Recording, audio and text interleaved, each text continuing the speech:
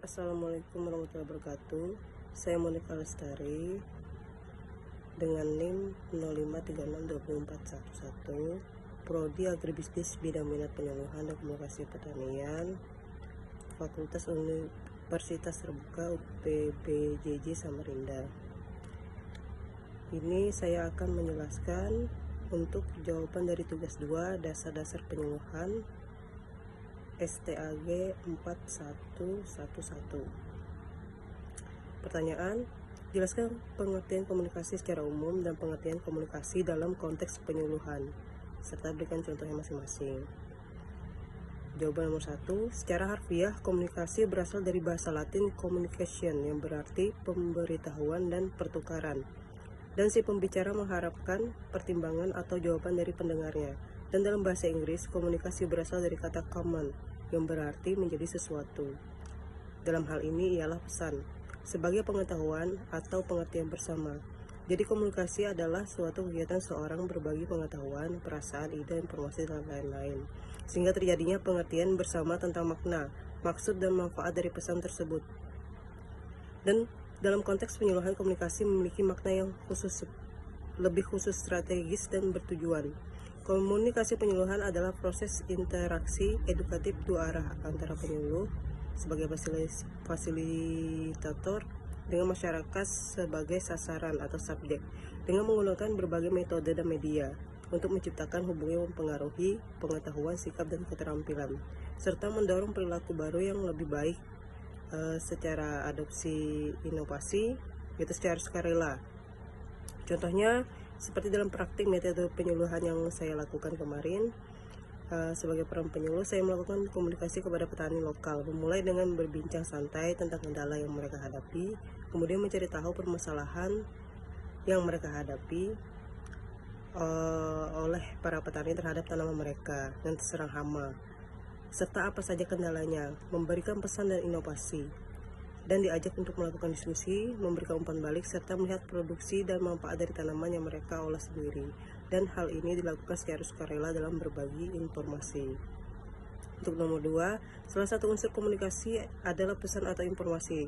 Dalam konteks ini, apa saja manfaat cyber extension dalam kegiatan penyuluhan? Untuk nomor 2, saya akan memberikan jawaban.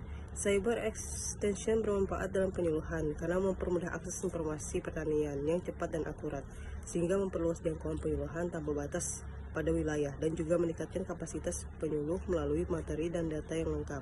Dapat memungkinkan komunikasi dua arah antara penyuluh dan petani. Selain itu, dengan adanya cyber extension mempercepat penyebaran inovasi teknologi dan membantu perencanaan penyuluhan yang lebih tepat sasaran. Nomor 3, bagaimana cara penyuluh mengefektifkan komunikasinya? Berikan penjelasan.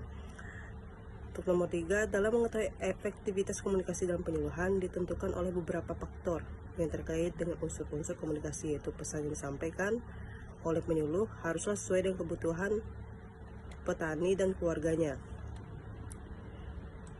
dengan harus memperhatikan tentang penggunaan cara penyajian pesan yang sesuai kebutuhan sasaran, dan harus diupayakan agar pesan tersebut mudah dipahami oleh sasaran. Dan beberapa hal yang juga yang mempengaruhi efektivitas komunikasi dilihat dari segi kecakapan komunikator, sikap mental, dan pemahaman tentang sistem sosial masyarakat. Dan agar tetap berjalan efektif, hendaklah komunikasi tersebut terbebas dari hambatan atau gangguan, seperti gangguan teknis jika menggunakan media massa, ataupun gangguan sosial budaya jika menggunakan media antar pribadi. Untuk nomor 4, mahasiswa diminta untuk mengamati kegiatan penyuluhan yang dilaksanakan di wilayah masing-masing dan identifikasi inovasi pertanian yang disampaikan. Lalu B, tahapan adopsi inovasi apa yang terjadi pada sasaran dan mengapa, faktor apa saja yang mempengaruhi kecepatan adopsi inovasi pada sasaran tersebut. Untuk nomor 4, saya menjawab. Di daerah saya di Kabupaten Kutai Kartanegara, Bapak Sekda Pak Suguno buka rapat kerja teknis Rakernes pada penyuluhan pertanian Segukar tahun 2025 tadi di Hotel Grand LT Singasana yang dihadiri 128 penyuluh dari penyuluh pertanian dari berbagai tingkatan. yaitu dengan mengusung tema optimalisasi peran penyuluh pertanian dalam mendukung program swasembada pangan.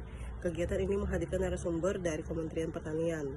Dalam sambutan Bupati yang dibacakan Sekda, pemerintah daerah menyampaikan apresiasi atas penyelenggaraan Rekernis karena dinilai penting untuk memperkuat. Pemerintah Kukar menegaskan komitmennya pada transformasi ekonomi dari ketergantungan SDA yang menuju sektor terbarukan seperti pertanian, pariwisata, dan ekonomi efektif melalui program Kukar Idaman Terbaik, serta mendukung kebutuhan pangkal tim di IKN. Untuk inovasinya, yang disampaikan dalam Rekernis adalah penguatan peran penyuluh dalam mendukung swasembada pangan, seperti peningkatan kapasitas PPL, strategi penyuluhan berjenjang dari desa hingga kabupaten, serta penerapan program pertanian berkelanjutan melalui Kukar Idaman. Untuk yang kedua, sasarannya yaitu penyuluhan pertanian pada tahap minat hingga evaluasi, karena mereka sudah mengetahui program penyuluhan sebelumnya, kemudian tertarik dengan strategi baru yang disampaikan dalam Rekernis dan mulai mempertimbangkan bagaimana menerapkannya di wilayah masing-masing. Untuk kecepatan adopsi dipengaruhi oleh dari segi inovasinya, yaitu keuntungan, kesesuaian, kemudahan yang mudah dipahami, dan karakteristik penyuluh melalui motivasi, pengalaman, dan kemampuan mereka dalam menerapkan strategi baru, hingga dukungan kelembagaan dari Dinas Pertanian, Pemerintah Kabupaten Kukar, dan Kementerian Pertanian. Kondisi lingkungan kerja termasuk para petani, infrastruktur pertanian, dan kebutuhan wilayah. Baiklah, sekian jawaban yang bisa saya sampaikan. Terima kasih.